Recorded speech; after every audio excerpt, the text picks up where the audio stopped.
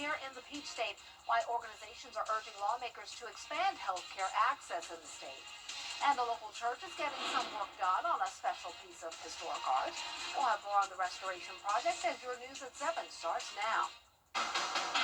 Live from Television Park, this is WJBF News Channel 6 at 7.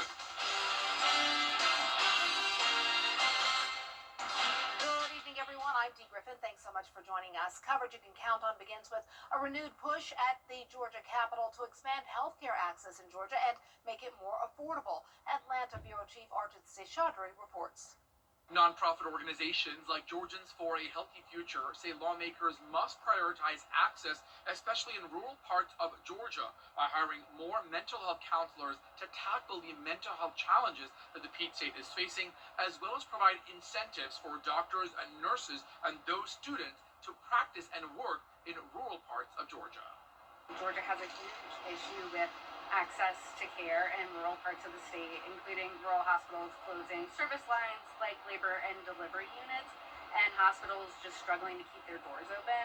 Advocates say recent federal policy changes are making healthcare less affordable in Georgia after enhanced premium tax credits expired last year.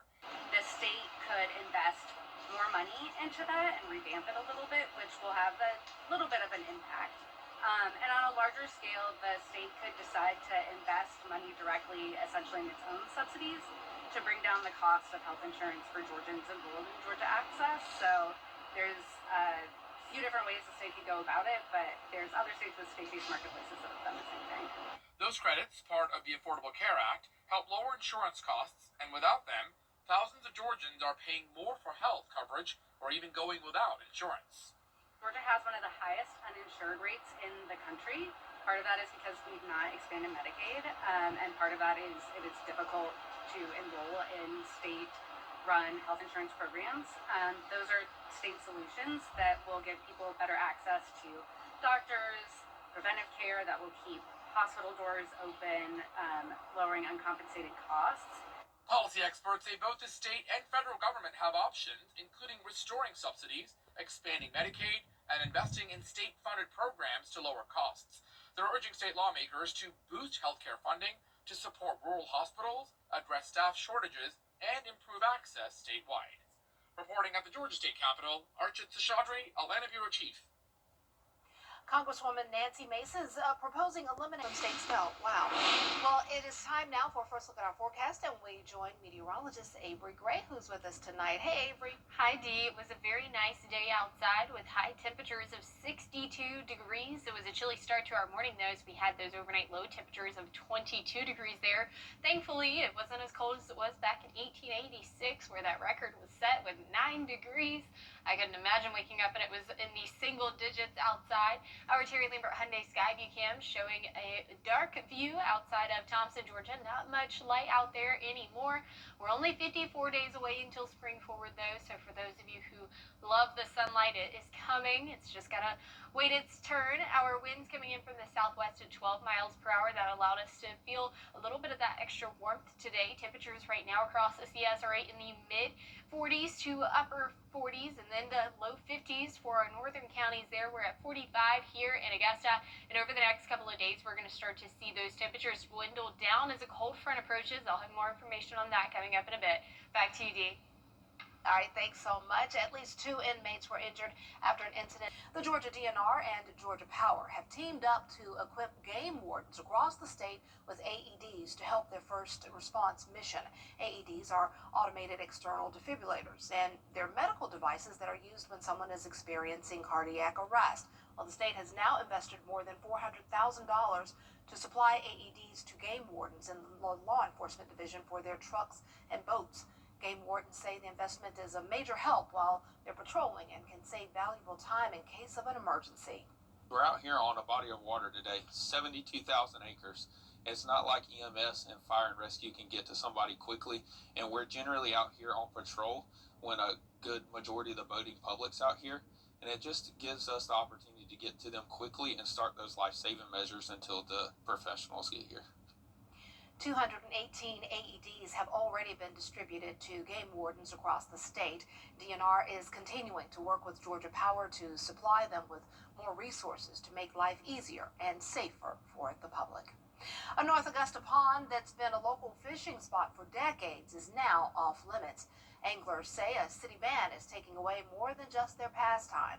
North Augusta City Council voted in December to ban fishing and boating at Brick Pond Park's West Pond. The city says the move protects a federally designated wetland and its ecosystem. Fishing is now prohibited, and anglers are being directed to smaller ponds or the river.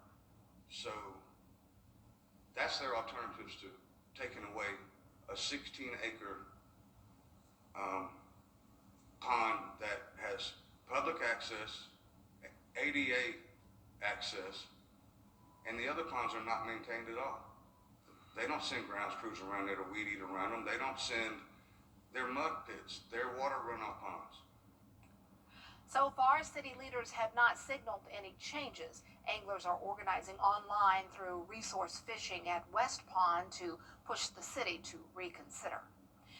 The city of Louisville swearing in its new mayor, Michelle Reeves. The ceremony took place at Louisville City Hall on Peach Street about 1 hour ago. Reeves beat out mayoral incumbent Jenny Smith during last year's November election, becoming the first black mayor of Louisville. A meet and greet is underway at the Jefferson County Leisure Center on East 7th Street. We'll hear from Mayor Reeves later tonight at 11. Reed Memorial Presbyterian Church is working to restore a 22-foot stained glass window called Redemption. WJBF's photojournalist Reginald McKee has the story. These are treasures, both because of their value, but also because of the story that they tell. And every Sunday we sit in these pews and we're able to see the word proclaimed, not just verbally, but through the art. These panels have all been cleaned out. There's a track on each side that we can slide it up and down, but we got to get it off of this T-bar first. It's truly amazing to look at these windows. They're so gorgeous, so much detail, so much love and thought went into them. Just because the amount of, I should say, the lack of the technology they had back then to do some of these things, it just, it boggles my mind at times to know that they did that with, way less. Just this top, there you go. Yep. All right, I got it. And that's how a panel comes out. Window number E, panel number 3, and you always put the arrow up because you don't want to flip a panel over. Absolutely amazing that I'm a part of restoring these windows, and after they are restored, they'll last for another 100 years. It's beautiful, wow. Coming up, President Trump travels to House. Cold front is on the way. It's bringing some rain with it as well. I'll have that future gas for you coming up right after this quick break. How do you become the largest?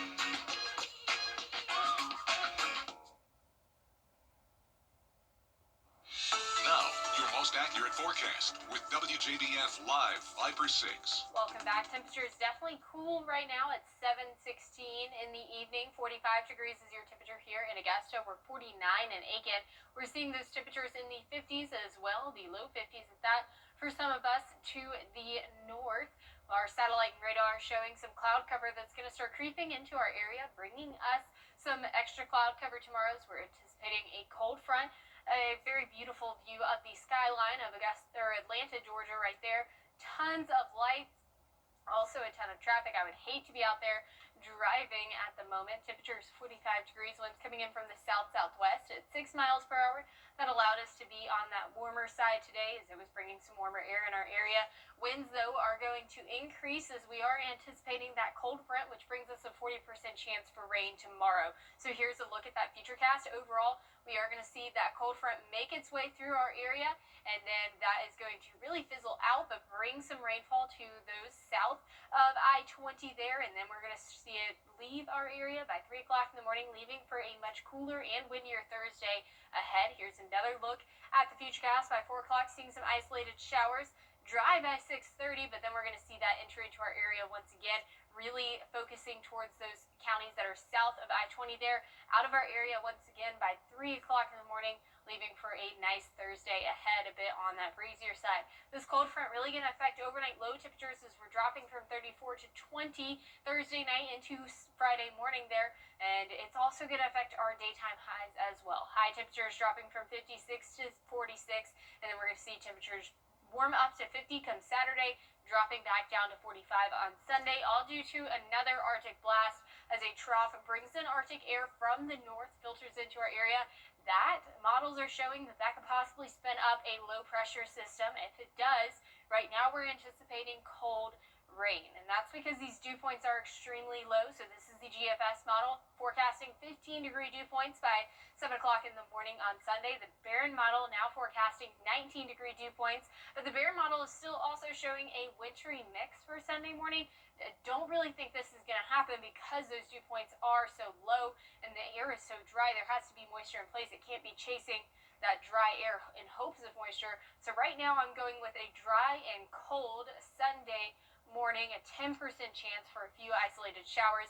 But right now we're 5 to 7 days out. We're just tracking the model trends, and right now the models are not much in agreement. And so as we're 1 to 3 days out, we'll have better understanding of what exactly these impacts from this possible winter weather is going to be. 36 is your overnight low tonight, near average. Highs tomorrow only 3 degrees below average at 56.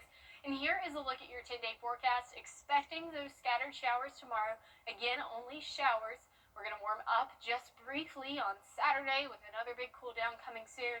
And right now, just expecting it to be on that cold and drier side for this upcoming Sunday. Low of 23. Yeah, yikes. That was that Michael Jordan number. It was better on Michael than it is in the weather. Exactly. All right, thanks so much. Well, the Salvation Army of Augusta is partnering with the Richmond County School District for a community-wide winter clothing drive. Students, families, and school staff are all collecting new or gently used winter items, including coats, hats, scarves, gloves, and blankets. You can donate at any Salvation Army location. So we give out free clothing to anyone in the community, not just our clients who are staying at the Center of Hope. Literally anyone who needs clothing can come here and receive a clothing voucher. They can use it in this store that is at the Center of Hope or any of our thrift stores. The winter clothing drive continues until early February. Well, coming up, Georgia Southern University could be one of the first institutions to be accredited by a new national accreditation agency. What it means for the school and its students up next. The CSRA is full of amazing women. Women who inspire. Women who innovate. Women who lead. That's why News Channel 6 brings you Women to Watch. On the last Wednesday of each month, News Channel 6 recognizes local businesswomen who are making a positive impact in our community. Nominate someone today at WJBF.com. Sponsored by Goodwill. I'm attorney Latasha Barnes from the Barnes Law Office right here in Augusta, Georgia. If you've been injured, call me first. We are an all-female firm. We are women who win. Call us today or visit us at thebarneslawoffice.com. New year, new look. For a home you'll love. At Queen City Home Store, we have everything you need for every room in your home. New appliances for better cooking. New furniture that fits your style. New electronics for entertaining. New mattresses for comfort all night long. From small upgrades to full makeovers, create the new look that brings out the new you in a home you'll love all year long. Find your style at a Queen City Home Store near you or at queencityonline.com. The Live 5 for 6 mobile app. Download it today. The WJBF Live 5 for 6. Georgia Southern University has applied to be one of the first institutions to be accredited by a new national accreditation agency. According to officials from the Commission of Public Higher Education, Evan Smoke reports. Georgia Southern has expressed interest to be one of the first 10 schools accredited by the Commission. CPHE co-lead Daniel Harrison says the organization is trying to streamline the accreditation process by only accepting a certain type of schools. We're a first-in-kind effort to form an accreditor that is based solely around public universities. And we think that's critical because accreditation is supposed to be about institutions that are peers of one another coming together to exchange best practices, to judge one another based on the criteria of the organization. And public universities share some similarities that a private university and a public do not, or a public and a for-profit university do not. The accreditation process is vital to secondary learning institutions. All accreditation, regardless of who an institution is accredited by, is going to involve a requirement that the institution continually measure the outcomes of its students and take steps to improve those outcomes. And so it's absolutely critical. And then on a very nuts and bolts level, you have to be accredited in order to access federal student aid, in order for your students to get federal loans, Pell Grants. Harrison said the move for GSU will help the school succeed by allowing closer collaboration with other public universities. And I think ultimately also there's going to be some real benefits to being in a group and exchanging best practices among your true peers, right? Like Georgia Southern is a peer of the other institutions that are in that group a lot more than it's a peer of a small private institution or a for-profit institution. Reporting in Statesboro, Evan Smoke. Coming up, Leonardo DiCaprio going viral after a video from the Golden Globes. What is he? Why people are now calling him the king of memes. That story after the break. Make 2026. Too funny. I'm sure he's getting a big laugh. Oh, I'm sure. They always go viral. This forecast, though, not very viral. 56 degrees is that temperature for tomorrow with that rainfall. Cooler temperatures sticking around the month of January. That weather, like those cold temperatures for January, have returned. So, what can you do? Think happy thoughts, and the Masters, April. Coming soon. Yeah, hopefully. Not soon enough, because that's when it starts warming up, but we're looking for the Masters. January is always the longest month. That's right. Have a good...